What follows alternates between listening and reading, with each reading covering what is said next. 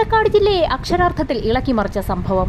പട്ടാമ്പിക്കടുത്തുള്ള ആമയൂരിൽ സിദ്ദിഖ് എന്ന വ്യക്തി അവരുടെ പറമ്പിൽ റബ്ബർ ടാപ്പിംഗ് നടത്തുന്ന തൊട്ടപ്പുറത്ത് വാടകയ്ക്ക് താമസിക്കുന്ന റജിയും കുടുംബവും കഴിഞ്ഞ കുറെ ദിവസങ്ങളായി വീട് തുറക്കുന്നില്ല എന്നുള്ള കാര്യം ശ്രദ്ധിച്ചത്.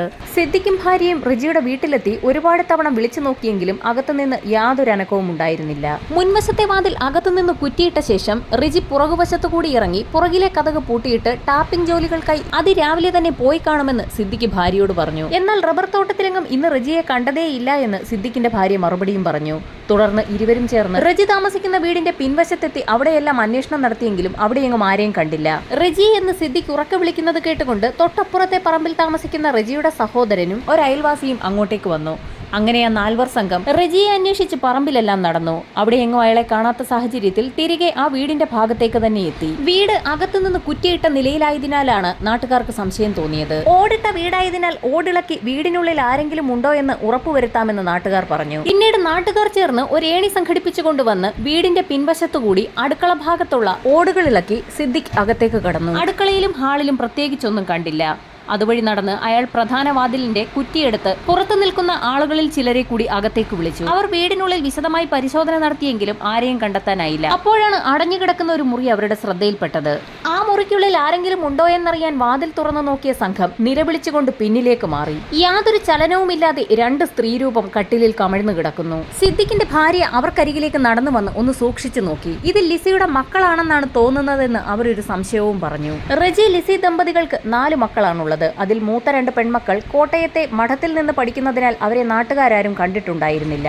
ഇളയ മകനും മകളും മാത്രമായിരുന്നു അവർക്കൊപ്പം ഈ വീട്ടിൽ താമസിച്ചിരുന്നത്. കട്ടിലിൽ കിടക്കുന്നത് ജീവനറ്റ ശരീരങ്ങളായതിനാൽ തന്നെ നാട്ടുകാർ ഉടൻ തന്നെ വിവരം പോലീസിനെ അറിയിച്ചു. വിവരമറിഞ്ഞ് പോലീസ് സംഘം എത്തിയപ്പോഴേക്കും നാട്ടുകാരെല്ലാം അവിടെ തടിച്ചുകൂടിയിരുന്നു. ഒറ്റ നോട്ടത്തിൽ തന്നെ നടന്നിരിക്കുന്നത് കൊലപാതകമാണെന്ന് പോലീസിന് വ്യക്തമായി. ഉടൻ തന്നെ ഫോറൻസിക് സംഘത്തെയും ഡോഗ് സ്ക്വാഡിനെയും അടക്കം സ്ഥലത്തെത്തിച്ച് പരിശോധന ആരംഭിച്ചു. വീടിന് പുറത്ത് പരിശോധന നടത്തുന്നതിനിടയിലാണ് പോലീസ് സംഘത്തിന്റെ കണ്ണിൽ ഒരു പ്രത്യേക കാഴ്ച അവിടെ ഒരു പഴയ സെപ്റ്റിക് ടാങ്കിന് മുകളിലായി അസ്വാഭാവികമായ രീതിയിൽ ഈച്ചകൾ വന്ന് പൊതിയുന്നൊരു കാഴ്ചയായിരുന്നു അത്. സെപ്റ്റിക് ടാങ്കിന്റെ മൂടിയിളക്കി പരിശോധന നടത്താൻ തീരുമാനിച്ച പോലീസ് സംഘം അതിനായി ഒരു കൂട്ടം ആളുകളെ ചുമതലപ്പെടുത്തി. ശേഷം പ്രദേശത്ത് നിന്ന് ലഭിക്കാവുന്ന കൂടുതൽ തെളിവുകൾ ശേഖരിക്കാൻ തുടങ്ങി. കൂട്ടത്തിൽ റജിയും കുടുംബത്തെക്കുറിച്ചുള്ള കൂടുതൽ വിവരങ്ങൾ സിദ്ദിഖിനോടും ഭാര്യയോടും തൊട്ടടുത്തുണ്ടായിരുന്ന നാട്ടുകാരോടുമൊക്കെ അന്വേഷിച്ചു. സിദ്ദിഖിന്റെ റബ്ബർ തോട്ടത്തിൽ പണിയെടുക്കുന്ന റജിയുടെ മൂത്ത 2 പെൺമക്കളെയും ആ നാട്ടിലുള്ള ആരും തന്നെ കണ്ടിട്ടുണ്ടായിരുന്നില്ല. കോട്ടയത്തെ മഠത്തിൽ പഠിക്കുന്ന പെൺകുട്ടികളുടെ ഫോട്ടോ ഒരിക്കൽ റജിയുടെ ഭാര്യ ലിസി സിദ്ദിഖിന്റെ ഭാര്യയെ കാണിച്ചിരുന്നു. അതുകൊണ്ടാണ് സിദ്ദിഖിന്റെ ഭാര്യയ്ക്ക് പെൺകുട്ടികളെ കണ്ടപ്പോൾ ഒരു മുഖപരിചയം തോന്നാൻ കാരണം. റജികുമാറും ഭാര്യയും ഇളയ 2 മക്കളും അവിടെ താമസിക്കുന്ന സമയത്താണ് 2 ആഴ്ചകൾക്ക് മുൻപ് റജിയുടെ ഭാര്യ ലിസി കോട്ടയത്തേക്ക് പോയത്. 2 ആഴ്ചയായിട്ടും ലിസിയെ അവിടെങ്ങും കാണാത്ത സാഹചര്യത്തിൽ സിദ്ദിഖിന്റെ ഭാര്യ അവരുടെ കുട്ടികളോട് അന്വേഷിച്ചപ്പോഴായിരുന്നു ലിസി കോട്ടയത്തേക്ക് പോയ വിവരം കുട്ടികൾ പറയുന്നത്. റബ്ബർ വെട്ടിക്കൊണ്ടിരുന്ന റജി ആ സമയത്ത് അങ്ങോട്ടേക്ക് കടന്നു വരികയും ഏതാനും ദിവസങ്ങൾക്ക് ശേഷം താനും മക്കളും കൂടി കോട്ടയത്തേക്ക് ലിസിയുടെ അടുത്തേക്ക് പോകുമെന്നും ശേഷം കോട്ടയത്തുള്ള തങ്ങളുടെ മൂത്ത 2 മക്കളെ കൂടി ഇവിടേക്ക് കൊണ്ടുവരുമെന്നും റജി ആ സമയത്ത് സിദ്ദിഖിന്റെ ഭാര്യയോട് പറഞ്ഞു. അങ്ങനെ ഏതാനും ദിവസങ്ങൾക്ക് ശേഷം ഒരു വൈകുന്നേരം ചോറ് കഴിക്കുന്നതിനെ കുറച്ച് കറി തരുമോ എന്നാവശ്യപ്പെട്ടുകൊണ്ട് റജി സിദ്ദിഖിന്റെ വീട്ടിലെത്തിയിരുന്നു. ഭാര്യയും മക്കളും മടങ്ങി വന്നില്ലേ എന്ന് അന്ന് സിദ്ദിഖിന്റെ ഭാര്യ റജിയോട് ചോദിച്ചിരുന്നു. ലിസിയും 4 മക്കളും അവരുടെ അമ്മാവനൊപ്പം ഏതാനും ദിവസങ്ങൾക്ക് ശേഷം ഇങ്ങോട്ടേക്ക് മടങ്ങിയെത്തുമെന്ന് അപ്പോൾ അയാൾ മറുപടിയും പറഞ്ഞു. ശേഷം സിദ്ദിഖിന്റെ ഭാര്യ താൻ ഉണ്ടാക്കിയ കൂണുകറിയിൽ ഒരൽപ്പം റജിക്ക് കൊടുത്തുവിടുകയും ചെയ്തു. പിറ്റേ ദിവസം റജി റബ്ബർ വെട്ടുന്നതിനായി ആ പരിസരത്തൊക്കെ തന്നെ ഉണ്ടായിരുന്നു. അത് കഴിഞ്ഞ് അയാളെ കണ്ടില്ല. വീട് പൂട്ടിയിട്ട നിലയിലായിരുന്നു. വീടിന്റെ പുറത്തെ പൂട്ട് ഇന്ന് കാണാതിരുന്ന സാഹചര്യത്തിലാണ് അവിടേക്ക് തങ്ങൾ അന്വേഷിച്ചെത്തിയതെന്നും സിദ്ദിഖിന്റെ ഭാര്യ പോലീസിന് മൊഴി നൽകി. വീട്ടിൽ നിന്ന് ലഭിക്കാവുന്ന വിരലടയാളങ്ങളൊക്കെ തന്നെ പോലീസ് സംഘം ശേഖരിച്ചു. നിലവിൽ റജിയെയും ഭാര്യ ലിസിയെയും ഇളയ 2 മക്കളെയും കാണാനില്ല. മൂത്ത 2 പെൺമക്കളാകട്ടെ മരിച്ച നിലയിൽ വീട്ടിൽ കിടക്കുന്നു. പോലീസിനാകെ സംശയമായി. പ്രദേശവാസികളെ എല്ലാം ചോദ്യം ചെയ്തു. അപ്പോഴാണ് ഒരു സ്ത്രീയിൽ നിന്നും ഒരു നിർണായക വിവരം പോലീസിന് ലഭിക്കുന്നത്.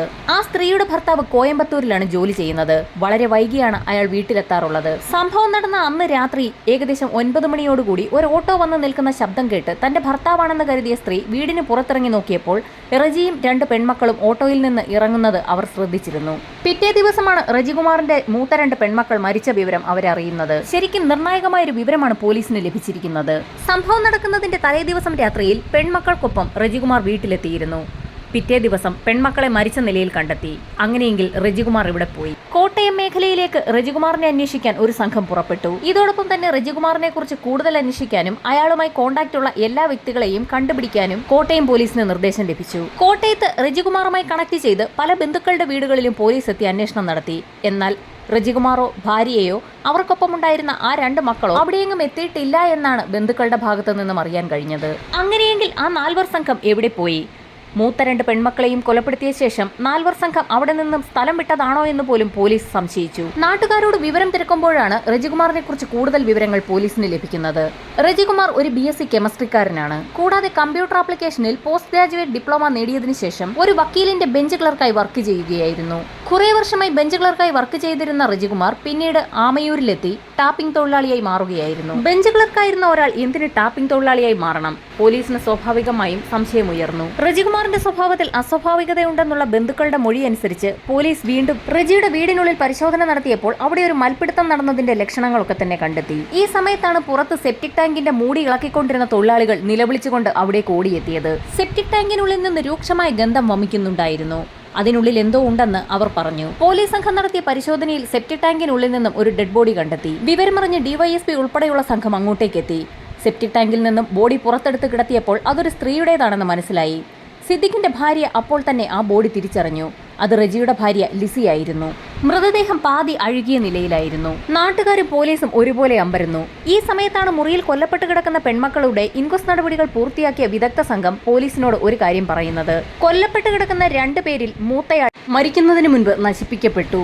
റജിയുടെ ഭാര്യയും മക്കളെയും ആരെങ്കിലും ഇല്ലാതാക്കിയതാണോ എന്നുവരെ പോലീസിന് സംശയമായി. അങ്ങനെയെങ്കിൽ റജികുമാറും ഇളയ 2 മക്കളും എവിടെ പോയി? ആ ചോദ്യത്തിനുള്ള ഉത്തരം അന്ന് വൈകുന്നേരം തന്നെ പോലീസിന് ആ വീടിന്റെ കോമ്പൗണ്ടിൽ നിന്ന് തന്നെ കിട്ടി. നാട്ടുകാരുടെ സഹായത്തോടുകൂടി പോലീസ് ആ പ്രദേശമാകെ വിശദമായി ഒന്ന് അരിച്ചു പറക്കി. സിദ്ദിഖിന്റെ ഉടമസ്ഥതയിലുള്ള റബ്ബർ തോട്ടം അരിച്ചു പറക്കുന്നതിനിടയിലാണ് കാട് പിടിച്ച ഒരു ഭാഗത്ത് 2 പ്ലാസ്റ്റിക് ചാക്കുകൾ കിടക്കുന്നത് അവരുടെ ശ്രദ്ധയിൽപ്പെടുന്നത്. ചാക്കുകൾ അഴിച്ച പോലീസ് സംഘവും നാട്ടുകാരും ഞെട്ടി. ആ 2 ചാക്കുകെട്ടിനുള്ളിൽ ഇളയ മക്കളായ അമലും അമന്യയുമായിരുന്നു. മൃതദേഹങ്ങൾ അഴുകി തുടങ്ങിയിരുന്നു. ഒരു വീട്ടിലെ 5 പേരും മരണപ്പെട്ടിരിക്കുന്നു. അങ്ങനെയെങ്കിൽ റജികുമാർ കൊല്ലപ്പെട്ട് കാണാൻ സാധ്യതയുള്ളതിനാൽ റജികുമാറിന്റെ ബോഡിക്ക് വേണ്ടിയും പോലീസ് തിരച്ചിൽ നടത്തി. ഡോഗ് സ്ക്വാഡിനെ ഉപയോഗിച്ച് പരിശോധന നടത്തിയിട്ടും റജികുമാറിന്റെ മൃതദേഹം മാത്രം കണ്ടുകിട്ടിയില്ല.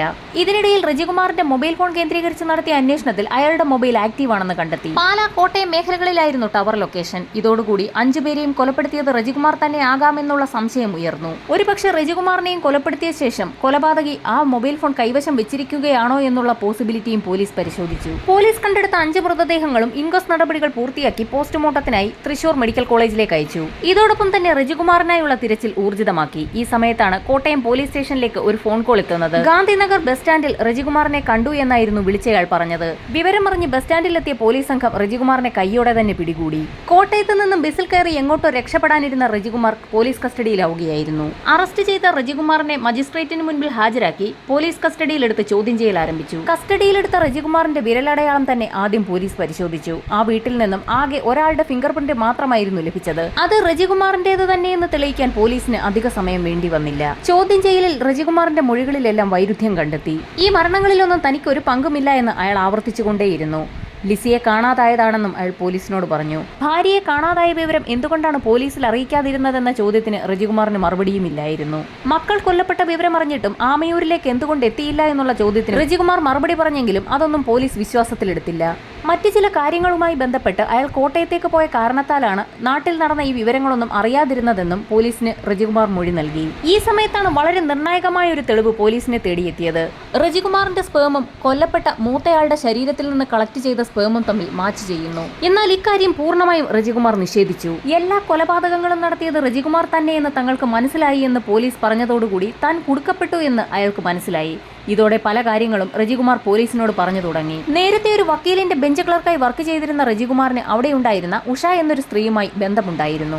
ആ അടുപ്പം റജികുമാറിന്റെ ഭാര്യ ലിസി അറിയുകയും അവർ തമ്മിൽ വാക്കുതർക്കമുണ്ടാകുന്നത് പതിവാവുകയും ചെയ്തിരുന്നു. ഉഷയെ കാണുന്നതിന് വേണ്ടിയാണ് റജികുമാർ വക്കീലിന് കീഴിൽ ബെഞ്ച് ക്ലർക്കായി ജോലി ചെയ്യുന്നതെന്ന് വരെ ലിസി പറഞ്ഞു.